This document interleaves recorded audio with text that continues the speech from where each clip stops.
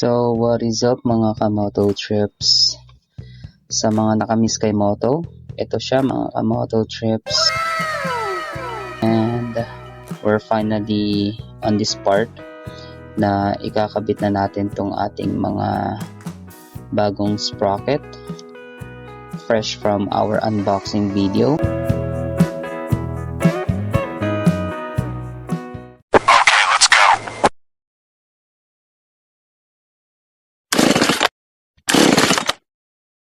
Mike Moto Trips.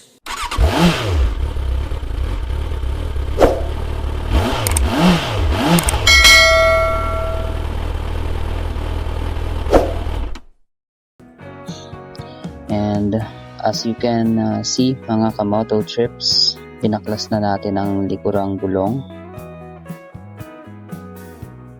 Malinis na rin ang ating kakapitan ng mga bagong sprocket. Pero still, nandyan pa rin yung galos na sobrang sakit sa paningin. So, ngayon mga kamoto trips, ikapit na natin tong rear sprocket. So, hanapan natin siya ng magandang pwesto o tamang pwesto. Voice over muna tayo mga kamoto trips dahil yung kinukuhanan ko tong video na to, sobrang dami ng tao. So, ayan, nilalagay na natin ang mga tornilyo, mga kamoto trips.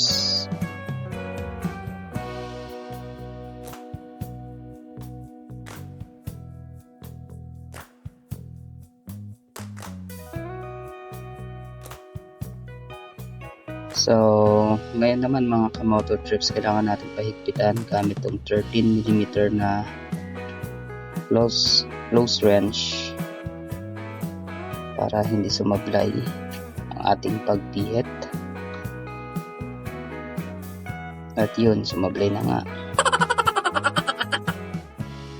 So, kailangan nating i-make sure na mahigpit talaga tong mga tornilyo natin, mga kamoto trips. At nilagyan ko nga rin pala to ng mga lock washer para hindi sila basta-basta lumuluwang, mga kamoto trips. So, ayan, bawat isa may lock washer. So, subukan na nating ikabit tong ating gulong.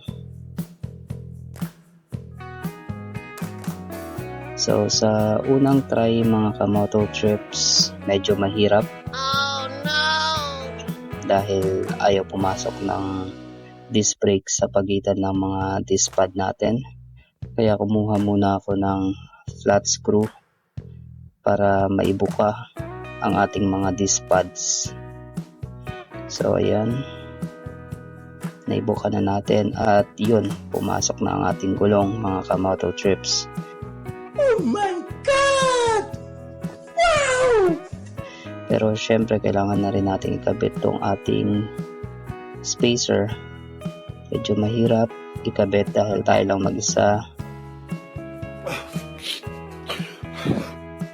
Then, ito na ang ating ehe, mga kamoto trips. Dahil walang martilyo, kamay ang gagamitin. Ikabit na rin natin ang spacer sa kabilang side.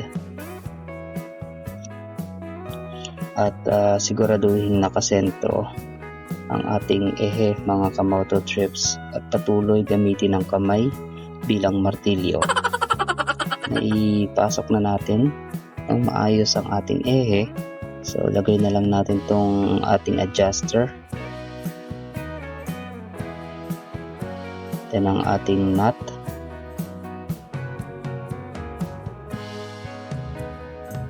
So, gagamitin natin ng 15 at 17mm close wrench pa ang tawag dyan, mga kamoto trips. So, yan, mga kamoto trips, umiikot ng maayos ang ating gulong. At as you can see, mga kamoto trips, since bago ang ating sprocket, sobrang ganda niyan tignan. Mga kamoto trips, ikabit na natin itong ating engine sprocket. So, ayan mga kamoto trips, sinusubukan na natin ikabit pero kakaroon tayo ng difficulty ikabit dahil ayaw niyang tumuloy. So sinubukan natin sa kabilang side pero ganun pa rin. It was at this moment that he knew he fucked up. So sa previous vlog natin nung in-unbox natin siya, sobrang sukat naman yung mga butas nila. Pero sa nakikita nyo ayaw tumuloy ng ating engine sprocket. So pang wave 100 siya. Kaya nung time na yan, nag-iisip ako na dapat pang wave 125 yung ating engine sprocket.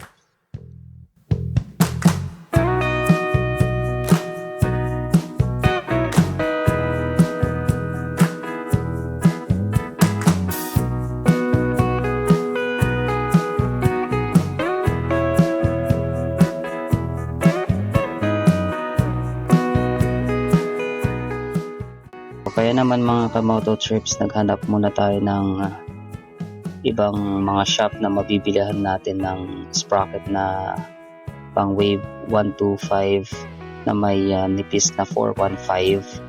Kaya inabot tayo ng ilang araw bago tayo makapag-upload uli ng bago. So luckily mga ka-moto trips, nahanap natin to sa Shopee. Thank you so much Shopee. So ngayon, susubukan na nating ikabit mga ka-moto trips. At ayun, walang kabog-abog mga ka-moto trips. Pasok na pasok. So ayan yung tamang sukat niya mga ka-moto trips. Pang wave 125 pala tong ating motor. So ito yung lock niya mga ka-moto trips. Bale, ipapasok lang natin siya katulad ng ating sprocket. At may awang yan sa gitna. Ayun, sa nakikita nyo. Pagkapasok natin dyan, kailangan lang iikot sa may awang para mai-pwesto yung mga butas nila ng sprocket. So kung nasa tamang pwesto na, ikabit na natin itong mga tornilyo.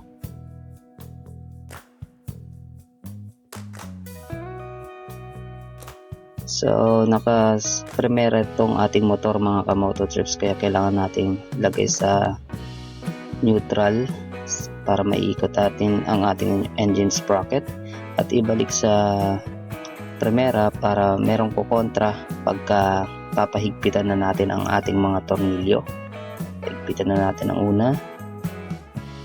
So sa pangalawa, balik sa neutral, then ikutin, balik sa primera. So pahigpitan na uli. So sa kadena naman tayo mga ka-moto trips. Bale, isinukat ko to sa dati nating kadena, kaya sukat na to sa ating motor mga ka-moto trips.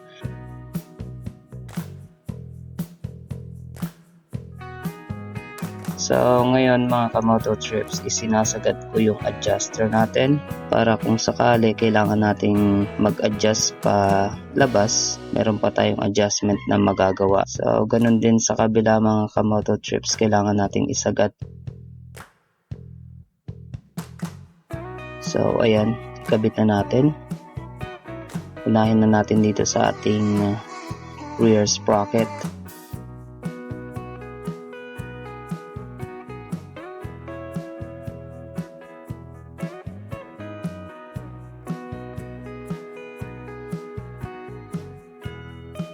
So at this point mga ka-moto trips, nahihirapan tayong palusutin ang ating kadena papunta sa ating rear sprocket. At kailangan nating ibaba muna ang ating cellphone. Ayan mga ka-moto trips, nailusot na natin ang ating kadena at maluwag na siya makakapunta sa ating rear sprocket.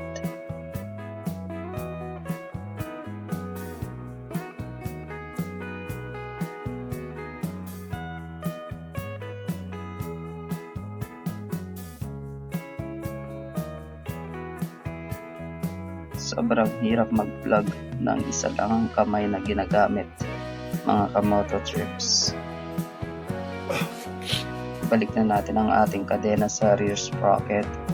So pwede na nating ikabit ang ating lock mga ka-moto trips.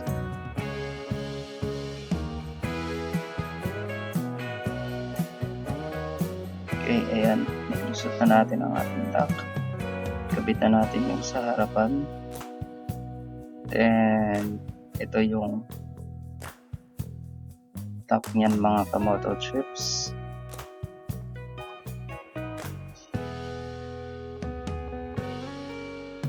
Pag ganyan na ang kanilang pwesto, kailangan na lang natin gumamit ng ties para maikabit ng maayos ang lock. So, ganito ang kailangan gawin mga kamoto trips.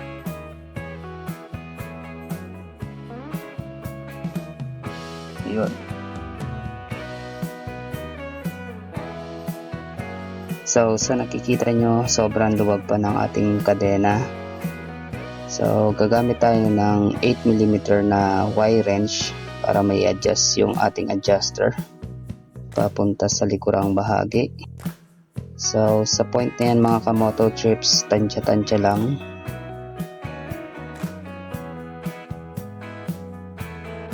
Prefer ko mga kamoto trips yung may konting play lang para maiwasan ang pagtalo ng ating kadena. At sa swing arms nga pala natin mga kamoto trips, kung mapapansin nyo, may mga guhit yan. Ayan. Hirap lang i-focus.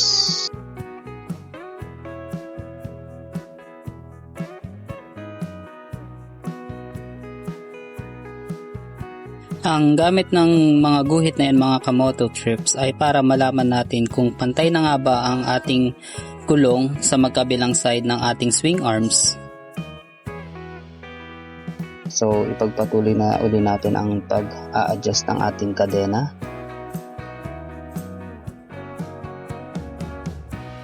So sa puntong ito, dumating ang ating tropa. So shout out sa iyo Kuya Glenn. So ayan mga kamoto trips, konting chismisan muna.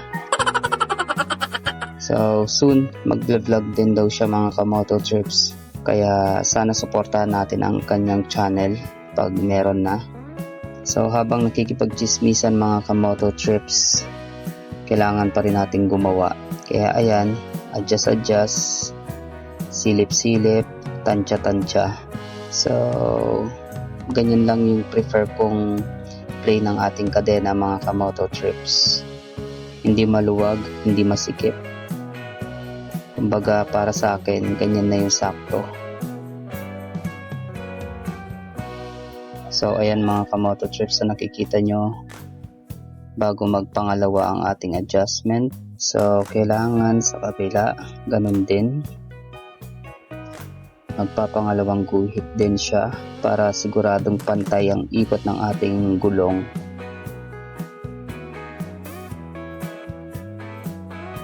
So ayan mga kamoto trips, kailangan na lang nating pahigpitan. So kailangan nating i-make sure na mahigpit talaga. Iwas aberya sa daan mga kamoto trips. So ayan, testing uli. At ayun, nakuha na natin ang tamang adjustment mga kamoto trips. Sikip pa. At ayan. So ayan mga kamoto trips, naikabitan natin siya. At sa nakikita nyo, sobrang ganda niyang tingnan.